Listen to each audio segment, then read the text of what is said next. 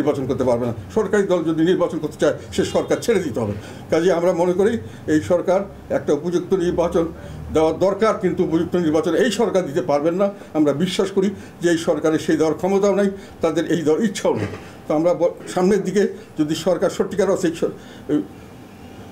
সঠিক কোনো অবস্থান নিতে ব্যর্থ হন, তাহলে দেশের জনগণকে ব্যবস্থা নিতে হবে। আমি আহ্বান করি যাদেরকে আজকে নিগৃহীত করা হচ্ছে, অত্যাচারিত করা হচ্ছে, বিভিন্নভাবে অধিকার বঞ্চিত করা হচ্ছে, তাদের ক্ষেত্রে আইনকে ব্যবহার করা হচ্ছে অন্যভাবে, আরেকজনের ক্ষেত্রে একই আইন দুজনের ক্ষেত্রে দুভাবে ব্যবহার করছে। সেই সমস্ত মানুষ আপনারা এক হন এবং আপনাদের অধিকার আদায়ের জন্য সচেষ্ট হন।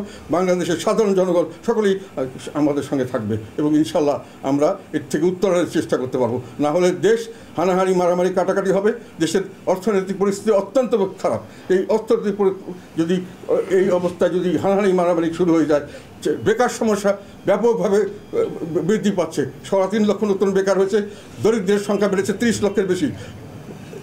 সম্পূর্ণভাবে এখন 3,90,00,000 মতো অতি দরিদ্রের সংখ্যা বেড়েছে প্রায় 30 লক্ষের বেশি এই 8-9 মাসে। কাজে দেশকে ওনারা খারাপের থেকে আরও খারাপের দিকে নিয়ে যাচ্ছেন এবং সার্বিকভাবে সমস্ত বিজনেস বন্ধ হয়ে যাচ্ছে। ব্যবসায়ীরা বলছে আমরা বিজনেস করতে পারছি না, আমাদের কোনো পরিবেশ নেই, আমাদের বিভিন্নভাবে আমরা কোনোখানে কোনো সহায়তা পাচ্ছি না। ব্যবসায়ীরা ব্যবসা বন্ধ করে দিচ্ছেন। আইন শৃঙ্খলার অবনতির কারণে সাধারণ মানুষে হাঁটাচলা করতে পারছে না, তাদের জীবন মাল এবং ইজ্জতের কোনো নিরাপত্তা নাই।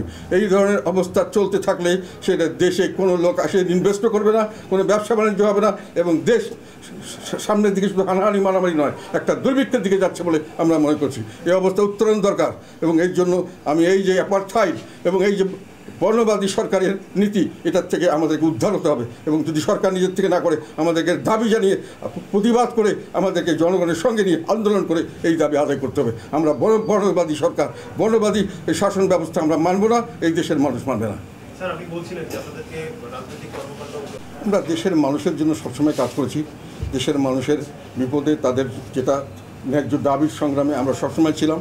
আমাদের ক্ষুদ্র শক্তি নিয়ে আমরা জনগণের সঙ্গে এখনও থাকবো এবং চিরজীবনই থাকবো। আমাদেরকে সরকার কি বলল, কতটুকু আমাদেরকে আস্থায় নিল, কতটুকু আমাদেরকে রিকগনিশন দিল, that is not our concern. আমাদের কনসার্ন হলো জনগণ আমাদেরকে কীভাবে দেখছে। আমরা মনে করি জনগণ আমাদের সঙ্গে আছে এবং সামনে আরও থাকবে এবং আমরা নিজেদের গুছিয়ে নিচ্ছি।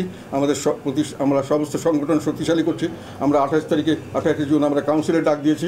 আমরা এগুলোর মাঝখানে এবং এই সমস্ত দাবি দেওয়া যেগুলো জনগণের মনের কথা সেগুলো তুলে ধরে জনগণের সামনে যাব এবং যত বাধা বিপত্তি আসুক আমরা ইনশাল্লাহ জনগণের সমর্থন নিয়ে সামনের দিকে শক্তিশালী।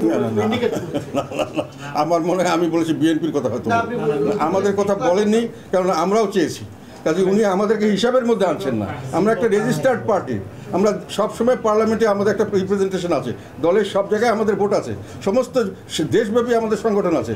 সেখানে উনি আমাদেরকে কোনো রিকগনাইজ করতে চাচ্ছেন না। তাদের আমি বলছি এটা বর্ণবাদী নীতি, যেটা সাউথ আফ্রিকায় ব্ল্যাকদের উপরে করা হয়েছিল, হোয়াইটরা করেছিল। নিজেদের শাসন ক্ষমতা টিকিয়ে রাখার জন্য ব্ল্যাকদেরকে তারা রাজনৈতিকভাবে তারা কোণঠাসা করেছিল, রাজনৈতিক অধিকার থেকে বঞ্চিত করেছিল। আমাদেরকে সেই একই ব্যবহার করা হচ্ছে। এমনকি প্রেসে পর্যন্ত, গণমাধ্যমে, আমাদের মিডিয়াতে আমাদের কোনো কাভারেজ দেওয়ার করা হয় না। যারা দিতে চায় তাদেরকে নানাভাবে বাধাগ্রস্ত করা হয়। ফলে বিভিন্নভাবে আমরা মনে করি যে এই সরকার নিবর্তনমূলক আইন করছে, বিভিন্ন ধরনের অত্যাচারমূলক কাজ করছে এবং এটার উদ্দেশ্য হলো এই তারা যাদেরকে বৈষম্যের স্বীকার করতে চায়, যাদেরকে তারা বর্ণবাদের স্বীকার করতে চায়, তারা সেই শিকারে আমরা শিকার হচ্ছি।